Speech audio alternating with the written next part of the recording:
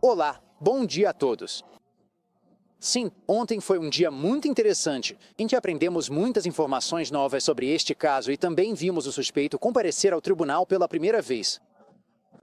A única vez que ele falou foi quando confirmou seu nome.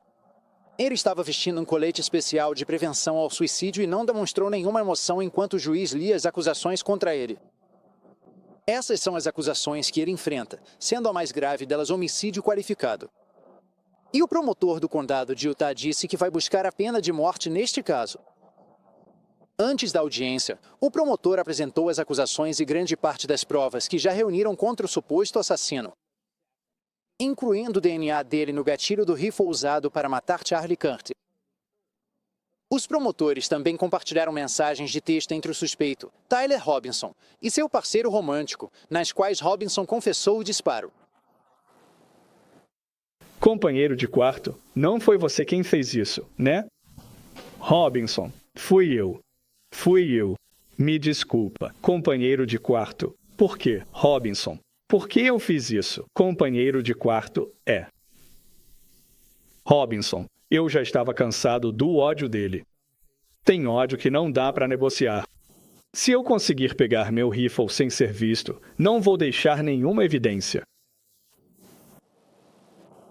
O suspeito ainda disse que esperava levar esse crime para o túmulo e pediu ao seu parceiro que apagasse as mensagens e não falasse com a polícia. Ontem, no Capitólio, o diretor do FBI, Kais Patel, disse que os investigadores estão rastreando todas as pessoas com quem o suposto assassino teve contato antes e depois do tiroteio, incluindo aquelas com quem ele conversou online. Há indivíduos que estão sendo investigados e interrogados neste momento, e outros ainda serão investigados e interrogados, especificamente em relação àquela sala de bate-papo. Portanto, seguimos em uma postura contínua de investigação. Então, outras pessoas podem ter se envolvido? Sim, senhor. Até o momento, ninguém mais foi acusado neste caso, mas os promotores dizem que isso pode mudar à medida que a investigação continua. A próxima data de comparecimento do suspeito ao tribunal é 29 de setembro. Todd? Tudo bem. Garret Tenney, ao vivo para nós em Spanish Fort. Garret, obrigado. Vamos trazer a advogada constitucional e ex-promotora federal Kate Trocheski.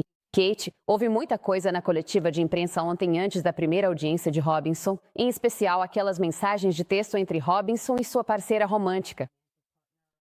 O que você achou do que ficamos sabendo ontem? Bem, parece que eles têm um caso muito sólido, de fato, aqui.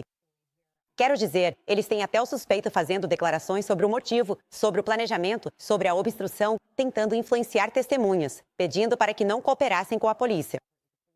Então, em relação aos elementos que a promotoria precisa provar, é bem óbvio que eles têm provas para sustentar tudo isso. A grande questão é se eles vão conseguir a pena de morte. E essa já é uma outra questão completamente diferente. E, nesse sentido, a defesa vai ter que apresentar argumentos únicos e inovadores. Nesse sentido, você está preocupado que a defesa vai dizer: olha, todas as informações divulgadas pelos promotores ontem podem ter potencialmente contaminado o júri naquela região de Utah, tornando necessária uma mudança de jurisdição? Bem, a defesa sempre vai apresentar todos os argumentos possíveis para garantir que seu cliente tenha um julgamento e um processo justos. Eu não acho que essas informações sejam suficientes para mudar o local do julgamento. Sempre vai haver pessoas em uma determinada região que podem ou não estar acompanhando o alvo de perto. Algumas pessoas nem acompanham tanto as notícias locais assim. Então, é uma hipótese possível, mas não acho que seja uma preocupação realmente significativa. E ainda há uma investigação em andamento. Sabe, eu queria te perguntar sobre isso também. Quero dizer, se você voltar para as mensagens de texto, as mensagens no Discord, admitindo esse assassinato, a foto da carta que ele aparentemente escreveu para a parceira romântica dizendo: fui eu. Eu vou fazer isso. Qual poderia ser a defesa, afinal? Bem, a defesa sempre se resume a defesas factuais ou defesas legais e processuais. Então, claro, a promotoria precisa provar esse caso além de qualquer dúvida razoável. No momento, embora tenhamos o que consideramos evidências muito sólidas, coloquialmente falando, eles ainda precisam provar isso no tribunal. E então a acusação tem que garantir que tudo seja feito corretamente, que não haja violações de descoberta, o que significa que eles devem entregar tudo o que for necessário para a defesa. Há muitas coisas diferentes que acontecem em julgamentos criminais do lado processual. que precisam ser devidamente examinadas. Deixando Robinson de lado por um momento, com base no que você viu até agora, você espera alguma acusação contra o amante que nos foi informado estar cooperando com as autoridades ou contra alguma das pessoas no Discord com quem Robinson supostamente se comunicou? Bem, parece que o parceiro romântico ficou realmente chocado, pelo menos com base no trecho da conversa que o promotor leu ontem. Então, não acredito que haja qualquer indicação de que eles estejam envolvidos. Claro, isso não está descartado. E essa é uma investigação em andamento. Então, certamente, até o momento, não com relação a isso. Com qualquer outra pessoa que possa ter estado envolvida em qualquer parte do planejamento ou que soubesse disso, certamente as acusações poderiam ser feitas contra elas. Então, a análise digital realmente leva um tempo para ser feita e garantir que todas as provas estejam reunidas. Eles certamente poderiam acusar outras pessoas. E as mensagens entre eles eram muito estranhas. Quero dizer, se você voltar e ler tudo, quando ele diz, sabe, fui eu, a resposta. A reação do parceiro romântico foi, achei que já tinham pego o cara, e não, você está louco? Você está brincando comigo? Como assim? Não é criminoso, mas foi uma troca muito bizarra entre essas duas pessoas.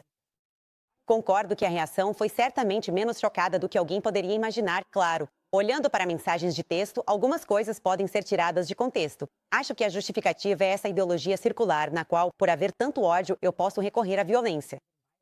Essa é uma justificativa que algumas pessoas realmente acham que é legalmente permitida, ao que parece, e talvez o colega de quarto compartilhe desse mesmo sentimento. Mas não sei se há qualquer ligação real com o crime de fato, com base nessas mensagens.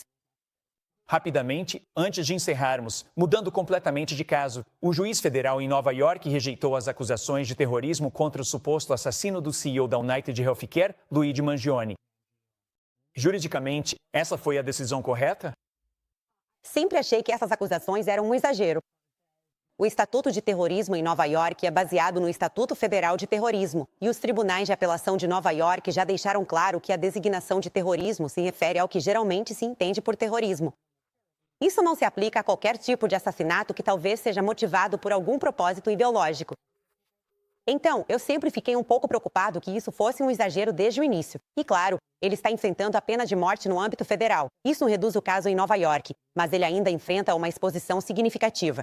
Sim, e é preciso ressaltar que quando isso foi anunciado pelo juiz, aplausos irromperam do lado de fora do tribunal depois que o juiz retirou essas duas acusações, essas acusações de terrorismo contra ele.